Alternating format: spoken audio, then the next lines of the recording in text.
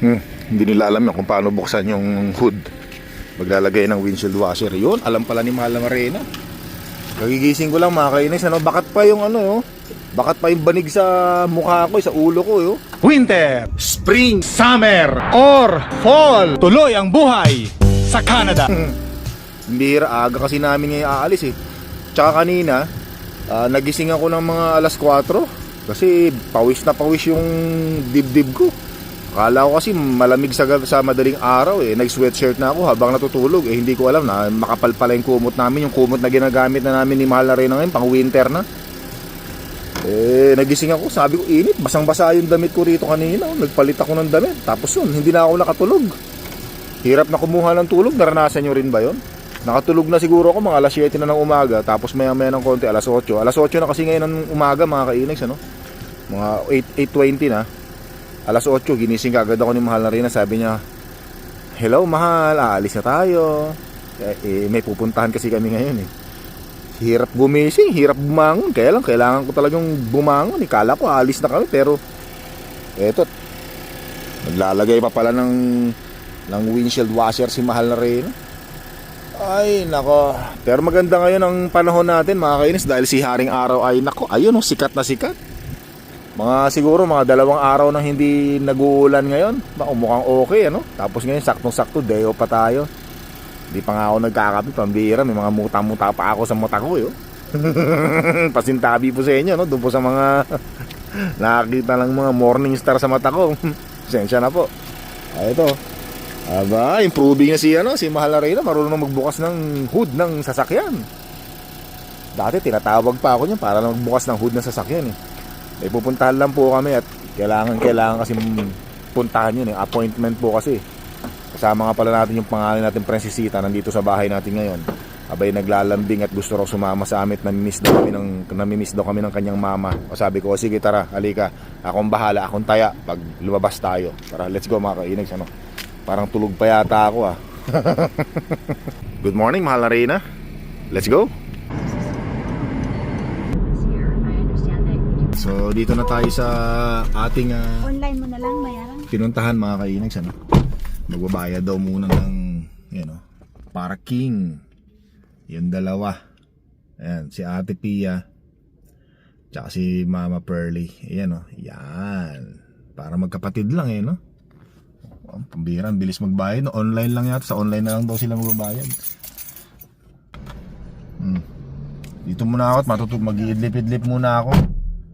Nantok pa ako eh. Ay, hindi, meron, parang hindi na makakatulog eh, no? Bibili na lang ako ng coffee dito. Meron bilihan ng coffee dito eh. Kaya lang hindi ako nakapagdala nung refill cup natin mga kainags. So, magbabayad ako ng $2.80 nito. Parang nanghihinayang ako. Hindi, di ba? Hindi ako manghihinayang kasi yung refill cup na bibili natin kasama na may kasamang kape, magagamit natin yan sa susunod na mga magkakape tayo. Yung refill cup, di ba? Sulit din yung $280 na babayad natin doon sa kaping bibili natin. Merong Shell dito, may Select malapit dito eh. Lakad-lakad muna tayo. Mabuti na lang nakakuha agad kami ng parking dito sa parking area na to. Kasi mahirap daw mag-park dito eh. Limitado lang yung mga parking space eh, no? Kung wala ka makitang parking dito ka sa daan, sa kalsada maghahanap. Dito tayo mga kainags, ano? Tatawid lang tayo doon kasi doon ang bilihan ng coffee. Paborito nating kape. Dito tayo para makita tayo ng mga liliko. Sinasamantala ko na yung pagsuot ng mga tsinelas ngayon, no? Pati short mga kainags, gawa ng mga ilang linggo na lang baka hindi na tayo makapagsuot ng tsinelas na ganyan, no? Sapatos na susuotin natin, pang winter boots na. Kasi malamig na naman sa September. Pero mainit pa rin naman yan, September. Kaya lang medyo parang madalang na tayo makakapagsuot ng tsinelas. Ayan. Goodbye summer, na hindi natin na-enjoy ang summer. Gawa na nag-uulan madalas. Ayun, Shell oh. Yan, dyan tayo bibili ng kape. Uy, eto may salamin dito. Guwapo nung dumadaan. Baka umulan. Ayan, tara, dito na tayo. Kulang lang sa kape to. Higop lang natin ang kape. Baka naginip pa ako. Eto. Yan. Yan, ito na. May coffee na tayo mga kainags, ano? Sarap uminom ng coffee. Parang nahihilo pa ako. Hirap kasi maglakad ng kulang sa tulog eh, no? Tapos mababaw. Pero maganda naman, nakakaidlip-idlip. Kahit pa paano. Kaya lang, parang lipong pa ako. Sarap talaga ng kape ng Select. Ay, salamat Lord. Tapos ang maganda pa nito, maganda yung araw. Sabi ko nga sa inyo, napakaganda ng araw natin ngayon. Kahit kulang tayo sa tulog, maganda siya. Nagpapasigla dahil sikat na sikat si haring araw. Yan. Ay, baka may makarinig sa akin dito, matakot. Yun, buti na lang malayo tayo dun sa dalawa, oh.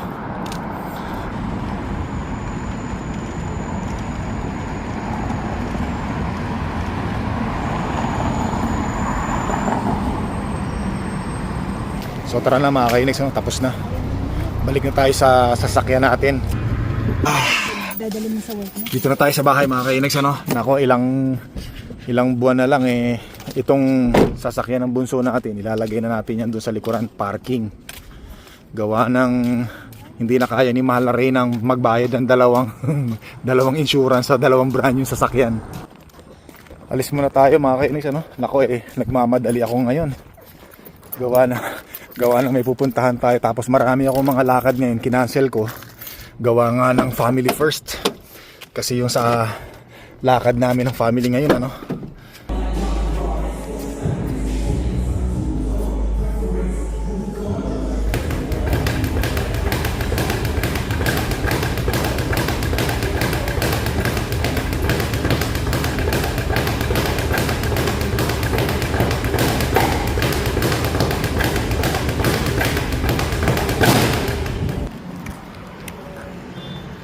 Pupunta nga pala muna ako doon sa dentista ko kasi naka-schedule ako ng yung pagpunta ko ng New York mga kainags, ano. Medyo alanganin. Kaya papakancel ko, tapos papa-move ko yung schedule ko sa pag-cleanish ng ngipin ko. Punta ko doon sa diretso ko sa dentista ko. Buti naalala ko, actually nag-text sila sa akin.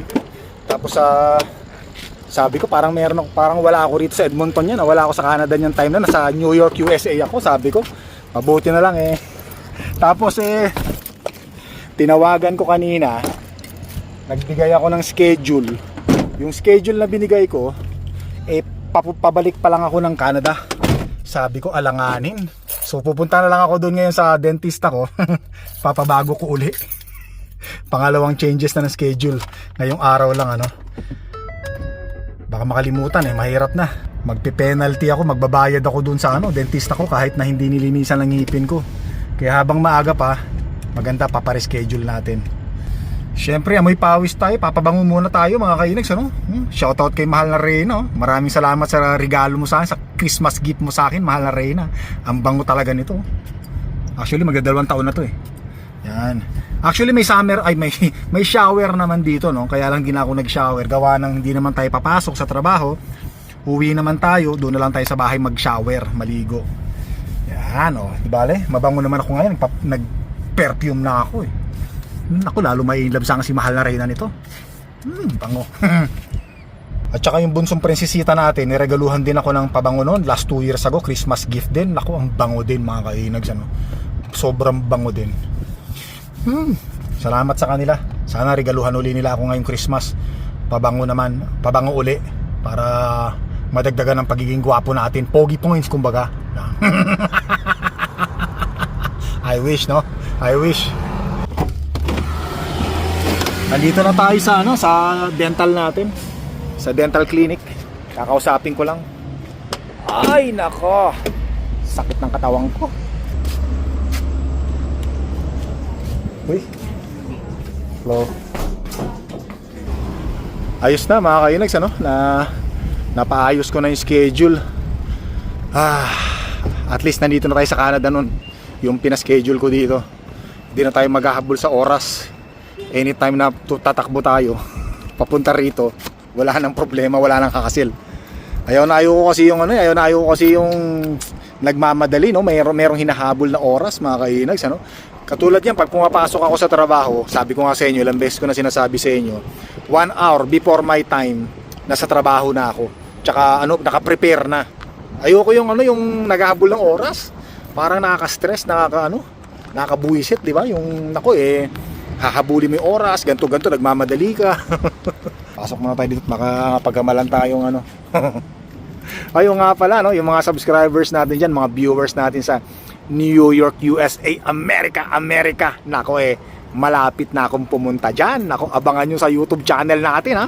Nako, excited na ako, pero medyo kinakabahan ng konti gawa nga na. Siyempre, first time natin makapunta ng New York, USA.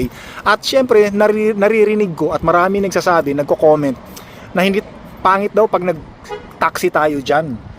Karamihan daw dyan, subway train. Nako, pinag-aaralan ko nga yung mga sasakyan kong train papunta doon sa titirhan ko at doon sa pupuntahan natin sa mga Manhattan, yung mga pupuntahan natin mga tourist spot dyan sa New York, USA. Pinag-aaralan ko kung ano yung sasakyan ko. Abe, buti na lang merong Googles ng mga kainis. Saka isa pa, nagtatanong ako sa ChatGPT kung ano yung mga sasakyan kong train, kung anong number, kung saan ba ako dadaan. O, diba? So, napakalaking tulong ng ChatGPT at saka ng Google. Tatanungin mo lang siya, ituturo niya sa iyo yung tamang daan. Kaya nagkakaroon ako ng idea. Tapos, titingnan ko sa YouTube kung saan yung kalye, kung anong lugar. O, diba? Kaya parang ready na akong pumunta sa New York. Parang alam ko na. Kasi meron akong idea kung saan ako pupuntahan at nakikita ko yung mga picture at mga videos ng mga lugar na pupuntahan natin. O, diba? Meron na rin akong itinerary.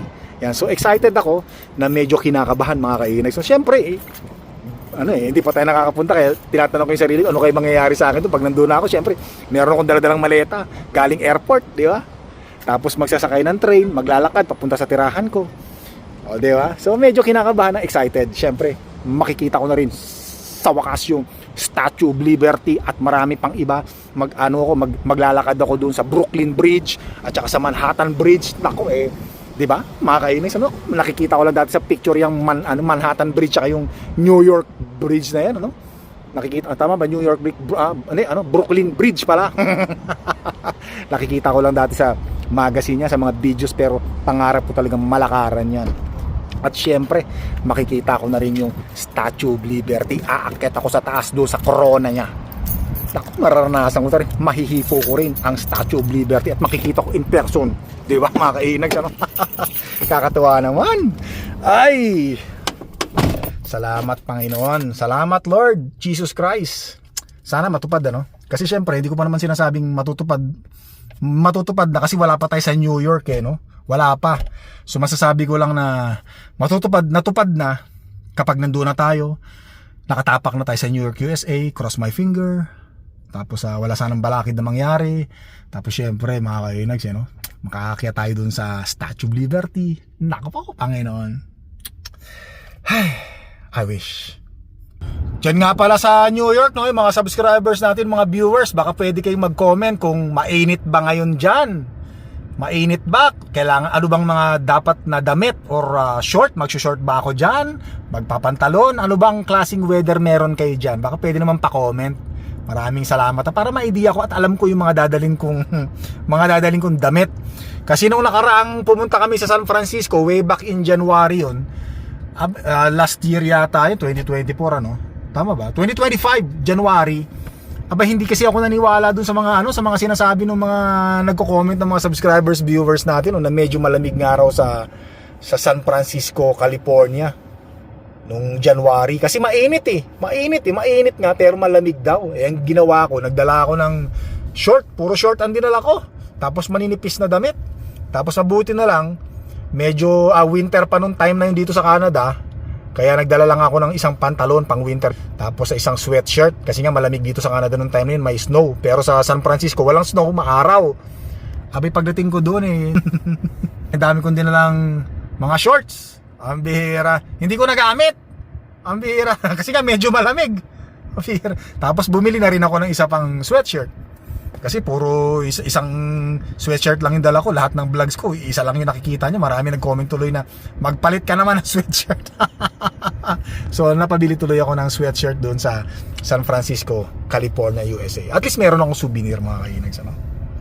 Yan, pwede po kayo mag-comment. Comment lang po para may idea ako. Maraming salamat po. Bali, nag-book ako ng ticket April ako nag-book ng ticket para ako medyo mas mura-mura pag mahaba pa yung time, no? Pag kumuha ka ng ticket na maaga. Pati Airbnb kumuha na rin ako. Kasi sabi ko nga sa inyo, kung hindi ako mag-Airbnb, nako, yung hotel sa New York, USA, napakamahal mga kainag. So napakamahal ng hotel. Pero yung nag-ano lang ako, nag-Airbnb lang ako, 300 lang. 350 US dollar. So parang nasa 500 Canadian dollar siya for 3 days and 4 nights. O di ba? Matipid. Kung mag-hotel ako, abay magkano 'yun? Parang ganoon basta mahal yung hotel.